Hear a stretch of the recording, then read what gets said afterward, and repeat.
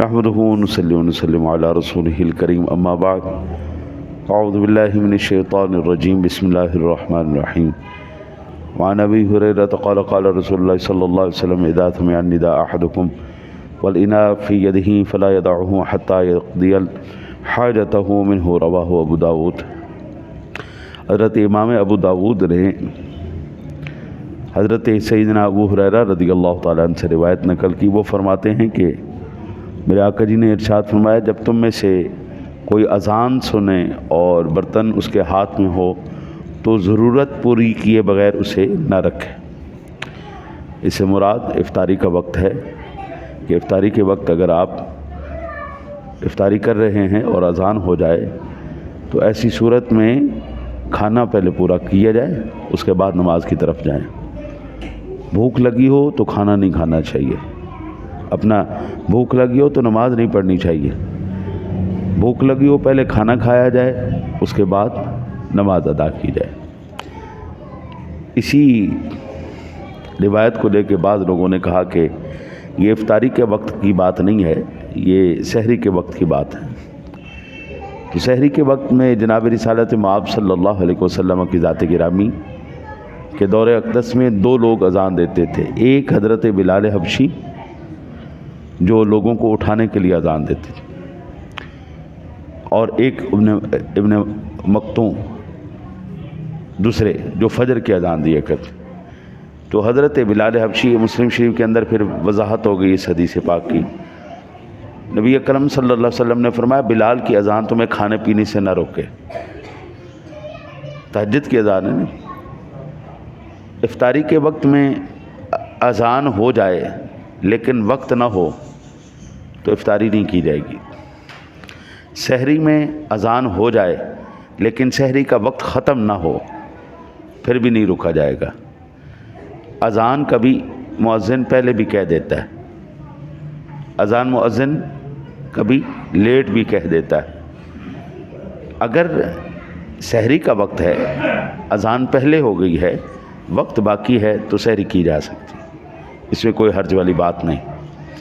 افطاری کا وقت ہو گیا، اذان انہوں نے پہلے دے دی تو افطاری نہیں کی جائے گی جب تک وقت نہیں ہوگا۔ بعد میں کی تو ٹھیک ہے، ہم اس لیے افطاری کے 10 منٹ کے بعد اذان کہتے ہیں تاکہ لوگ افطاری کر کے وہاں سے واپس آ جائیں۔ وعنہ قال قال رسول اللہ صلی اللہ علیہ وسلم احب عبادی الی اعجلہم فطرا رواہ ترمذی کی۔ حضرت ابو ہریرہ ہی سے روایت ہے، وہ فرماتے ہیں کہ میرے آقا نبی اکرم صلی اللہ علیہ وسلم نے ارشاد فرمایا، اللہ تعالیٰ فرماتا ہے میرے بندوں، میں تم میں سے سب سے بہت پیار کرتا ہوں، لیکن سب سے زیادہ ان سے پیار کرتا ہوں جو افطاری میں جلدی کرتے ہیں۔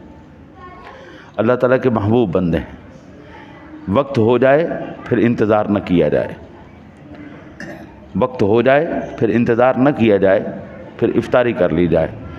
ہاں وقت کو اتنا تھوڑا سا آپ رعایت دیں کہ جو آج کل اوقات ہیں ان میں 1 منٹ تھوڑا سا ٹھہر جائے، 1 منٹ۔ سحری میں 2-4 منٹ پہلے آپ کھانا پینا بند کر دیں۔ افطاری میں 1 منٹ تھوڑا سا جب اعلان ہو جائے، کیونکہ 1 منٹ کا مارجن رہتا ہے۔ میں نے ماہر فلکیات سے رابطہ کر کے میں نے ان سے پوچھا تھا، یہ جو آپ ٹی وی میں اعلان کرتے ہیں کہ غروب ہو چکا ہے، یہ کس حد تک درست ہے، کس حد تک آپ اس کی درست آپ نے پیشن گوئی آپ اس کی خبر دیتے ہیں؟ تو وہ کہتے ہیں کہ 25-30 سیکنڈ کا مارجن رہتا ہے، جو ہم وقت دیتے ہیں اس میں 25-30 سیکنڈ کا مارجن رہتا ہے۔ میں نے کہا 1 منٹ تک مکمل طور پہ آپ کا جو آپ غروب کا جو ٹائم دیتے ہیں وہ ہو جاتا ہے؟ کہتے ہیں ہاں، 1 منٹ کے اندر سارا بالکل جو شک و شبہ بھی ہوتا ہے، جو مارجن بھی ہوتا ہے، وہ بھی ختم ہو جاتا ہے۔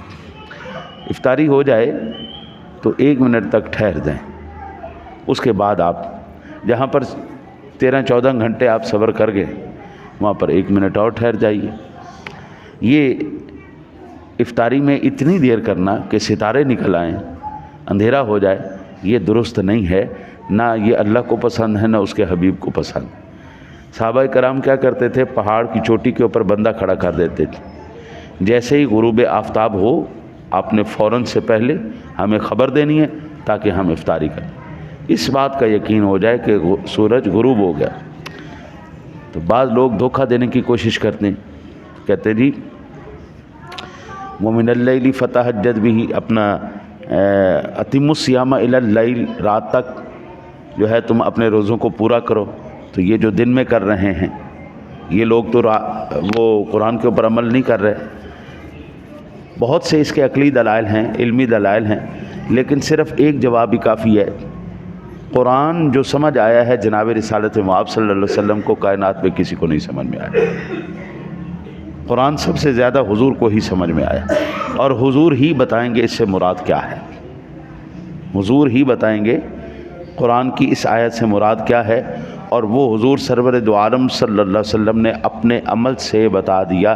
جیسے ہی سورج غروب ہوا حضور نے فوراً افطاری کر کے بتا دیا اس آیت سے مراد یہ۔ اب میں 14 صدیوں کے بعد آ کے کہوں گی نہیں جی جو 14 صدیوں کے اندر لوگوں کو سمجھ میں آئی تھی وہ تو ان کو صحیح سمجھ میں نہیں آئی، مجھے سمجھ میں آ گئی ہے۔ بابا قرآن صاحب قرآن کو سمجھ میں آیا، قرآن صاحب قرآن کو سمجھ میں آیا۔ اللہ سے دعا اللہ آپ کو مجھے عمل کی توفیق عطا۔